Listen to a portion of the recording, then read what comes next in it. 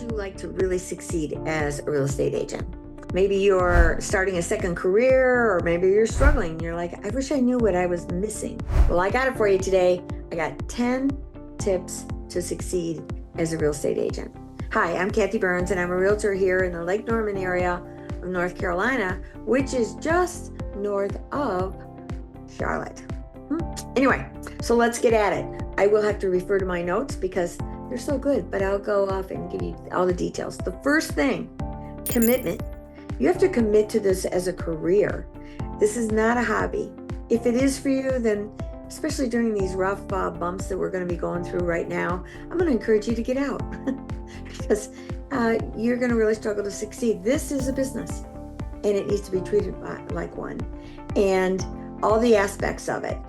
Get yourself your LLC, talk to your CPA, talk to your attorney, get these things set up and treat it like a business. Have your hours that you're willing to work, how you're going to set that all up, get your calendars out, get your business cards, get your branding, everything. Pick your company, all that. Treat it like a business, number one.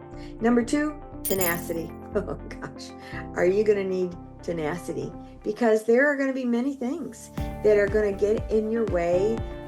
This market is a perfect example of putting fear in so many agents. You've got to be tenacious to go through. Sometimes you're going to have a transaction where you need to be tenacious. I had one where we had a very challenging buyer and he kept lying about his finances. And the sellers wanted to drop him. But the lender who was representing him kept saying, the guy's got the money. I don't know where, why this keeps coming out of his account. He's got the money. He is strong. He's solid to hang in there. But he didn't want his wife to know that he'd done something where her name was used and the IRS was after her. So he was trying to hide that. So there's crazy stories in real estate. So just stay tenacious, solve the problems. Solve them for you, solve them for your clients. You're going to be a problem solver in this career, that's for sure. Number three, lifelong learning. I accidentally got on this path years ago. I was sued. Yeah, that's another whole story. Anyway, I was sued and it knocked me to my knees. I lost all belief in me and I stumbled onto network marketing. And you want to know what's cool about network marketing? They are big believers in personal development. And that's the path that I started on.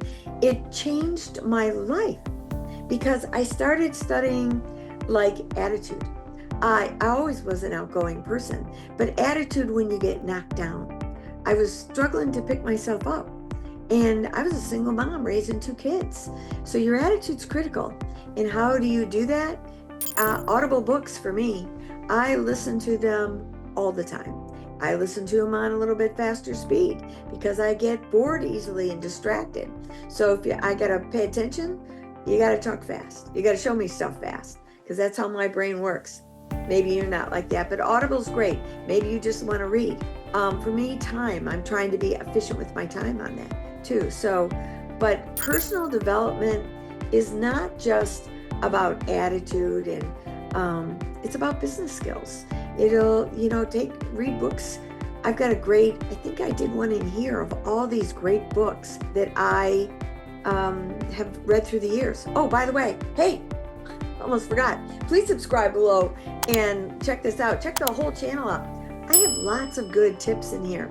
I've been in the business, I think it'll be 19 years this January, and learned a few things. And along the way, that was in the 90s that I started my personal development. So there are tons of great books. If you want more, ask questions below because I'm happy to share lots of good books that will help you in every aspect of real estate. So within that personal development, study DISC, D-I-S-C, because DISC profiling is absolutely critical to learn your clients. It's also good for your family. So you get to understand your husband or your wife, whatever, their style, because it's probably different from yours. Teach you how to listen so that you can help them and you work out things together. It'd be very beneficial.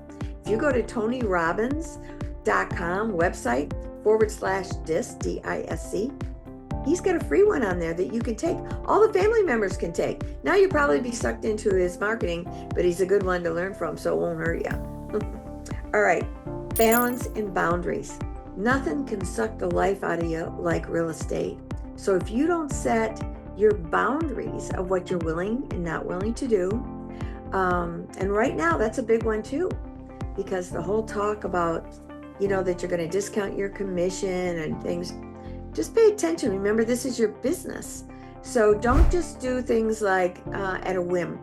Plan it out, discuss it with other successful agents. Don't talk to the ones that are the negative Nellies. They're going to take you down a bad path. Talk to successful agents. You find out what your balance is. What are your hours that you're willing to work in a day? What are the days a week that you're willing to work? Some people don't work Sundays. Well, buyers really like to work Sundays. However, if you're a listing agent, you don't necessarily have to work Sundays.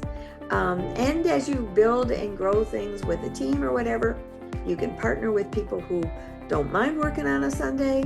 And there's ways around that, but you've got to figure out what's your boundaries. What times will you take phone calls to? Shoot, I used to take them whenever my clients would call. And my daughter said to me one day, "What is the matter with you?" And I go, "What?" I'm thinking, I need to be accessible for my clients. She goes, "No, you don't. That was a rude situation where they're calling you at 11 o'clock at night.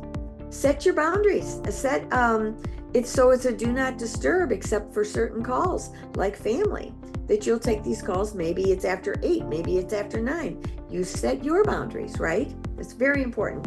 And the balance is, you got to intertwine family in there. You have to not work till you burn out, because burnout happens in this business. Give yourself vacations, give yourselves days off, figure it out, even if you're broke, because the fastest way to burn out is when you're broke and you're going 24/7. Don't do it. Be responsive and on time. I do a lot of Zoom calls. I cannot tell you the people who wait till right at the minute to come in, or as much as 5 or 10 minutes late. Yeah, I've got boundaries on that too. If we get a Zoom call, my heroes are the one that jumps on 10 minutes early. I'm always on there, probably 10 to 15 minutes early, because I'm getting prepped. And if you jump on it early with me and I'm still prepping, we'll just have a chit chat while I'm prepping. You can prep, because sometimes you want to fix your hair, make sure your lighting's right, whatever. We're not doing that right at the starting point. No, don't do that. So be on time. Getting to an appointment, if your appointment's at 1 o'clock, I'll get there probably 12:30.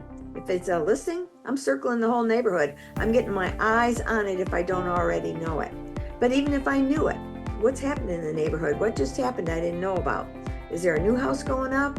Is that house like that overgrown grass? What's going on over there? I want to know the deals, because not all that is in the MLS. So I'm scoping it out. I'm always early. Not to mention, what about traffic? Around here, we got a lot of traffic. I'm going to be early, but I'll walk up to the door right on time.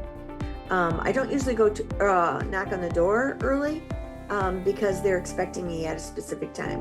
I never come in late. And if I'm running late for some reason, some traffic held me up, even though I planned on being at 12:30 in the area for 1 o'clock, if I'm running late at 10 to 1, let's say my appointment's at 1, they're getting a text from me or a call from me. "Hey, I'm running behind. This is what happened. I had every intent to be there right on the button," so that they feel respected. And almost every time there's no issue, and they feel better about me already, especially if it's a first time meeting. All right, great attitude. Hey, I gotta tell you, right now in this market, here we are the day before the NAR change, although we changed at the first of the month. I have seen so much negativity. Agents beating up other agents. What did NAR do? We should sue them, blah, blah, blah. Look, we're in it. And if you go down that path, first of all, you're wasting your energy. I don't have anything to do where I'm trying to convince a negative Nelly that they need to be more upbeat. No, I actually block them. I don't want anything to do with them. I don't want to do business with them. I don't want to see them in social media. I want to keep my attitude clean, happy, optimistic leader, because I want to be the leader. Today, I was talking to an agent. I saw that she did some marketing that I think is a clear violation. Now I said, "Hey girl, I'm reaching out to you because I think you're going to be in trouble with the way you just did that post." And I am not by any means your enemy here. I am your friend. I think this is a time of collaboration. She was grateful. And she said that's how her company taught her to do it. I said, well, I'm just saying double check. I double checked with our firm and how we're doing it. And I'm on a mega team.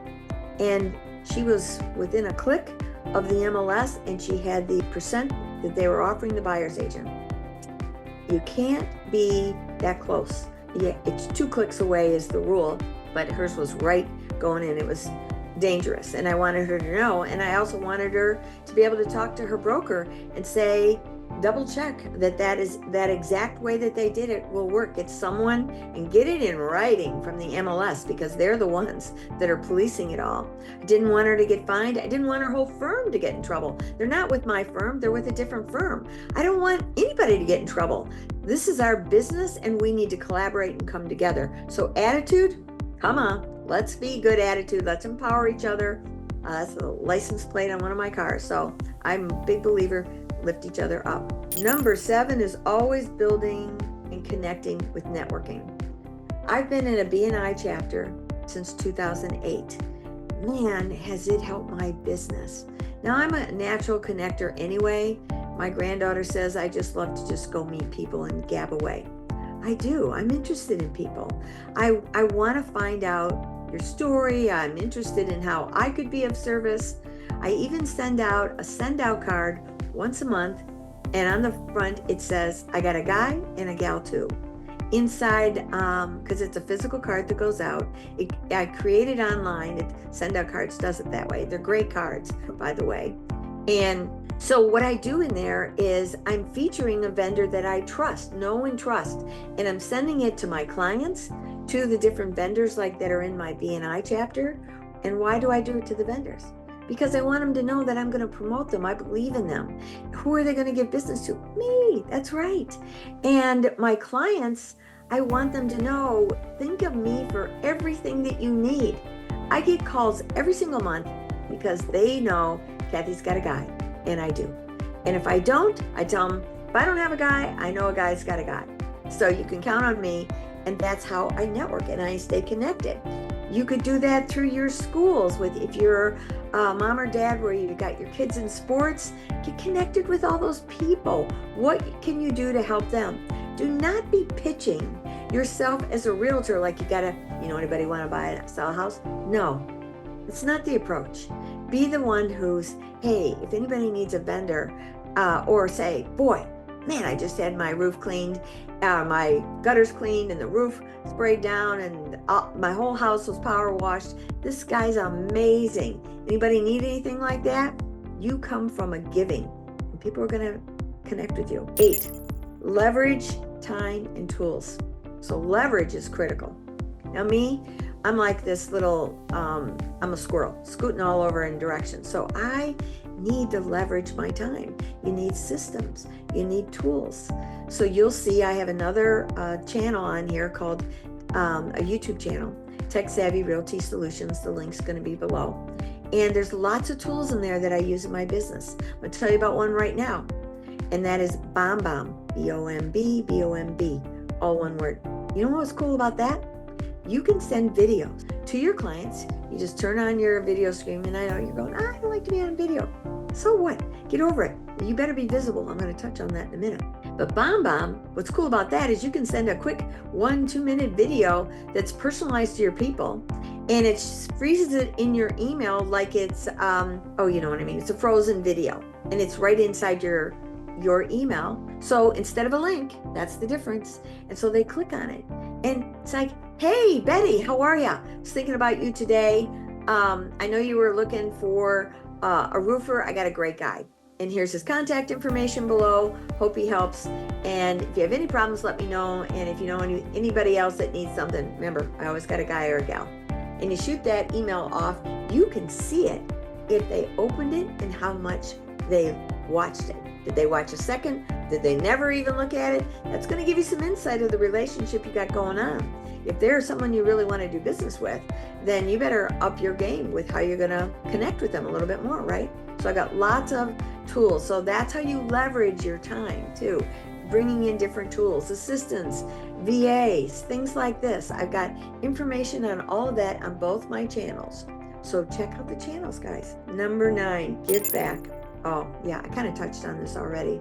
Giving back. Right now, here's our industry is a mess. I think it's very important to empower other agents, to let agents know that you're there to help them, to be a sounding board, especially if you've been in the industry for a while. Everybody needs to be leveled up. The first time I went to my very first closing, my broker set me out and I was clueless what to do at the table. I didn't know what to say to my clients. I didn't know how to introduce the attorney. I knew nothing. All they told me was bring the folder because everything was paper. So I brought the folder and I meet my clients there and the other agents there, the attorneys there. I'm clueless. Fortunately, the agent on the other side was a gem. She recognized my inexperience. She kind of gently walked me through. My client had no idea. That's the kind of agent I want to model to be after, to be someone who empowers other people. You can do that too. Number 10, my favorite, be visible. If you think the videos are not your thing and you can't do them, I'm going to tell you, you're going to be in trouble. This is a social media world. The more you're on social media, like right now today, I'm filming, I pick Wednesdays. My morning starts out with BNI in the morning and that ends at 9:30. I go right into shooting these kind of videos, which I do from about 10 to 12. Take a break, and then I go start my podcast videos. And those are a whole different set where I'm interviewing agents all around the country, Canada, and now I'm starting to go global. So very excited about that. And what I'm doing is, it's called Real Estate Riches. I'm looking for agents to share their gold, which is just about the one before, the give back. I want people to learn, and I'm looking for people who've been successful, who are willing to share. And there's some beauties out there, so many nuggets in that Real Estate Riches podcast. You're going to love it. So being visible is important. So my Wednesday is all videos day. Now, I do have people who help me. If you are interested in doing a podcast, let me know. I'll connect you with my people. Just make a comment below. If you want editors and people to help you, just make a comment below. If you're looking for a VA, comment below. I've got videos and resources on all this stuff. I'm here to help. That's my goal. I'm hoping that I can empower you. And if you're interested in a great real estate company you want to be aligned with, I'm with EXP. Let's talk about that. They have led us through the way of this whole challenge with NAR, leading all other companies when so many didn't even have forms. Many MLSs didn't. EXP is a champion, and I encourage you to consider it. And if you want to talk about it, schedule a business strategy call below. So anyway, that's it for today. If you know anybody that's interested in this, please subscribe, please share, spread the word, give me your comments below, and hopefully I'll see you on the next one. Bye.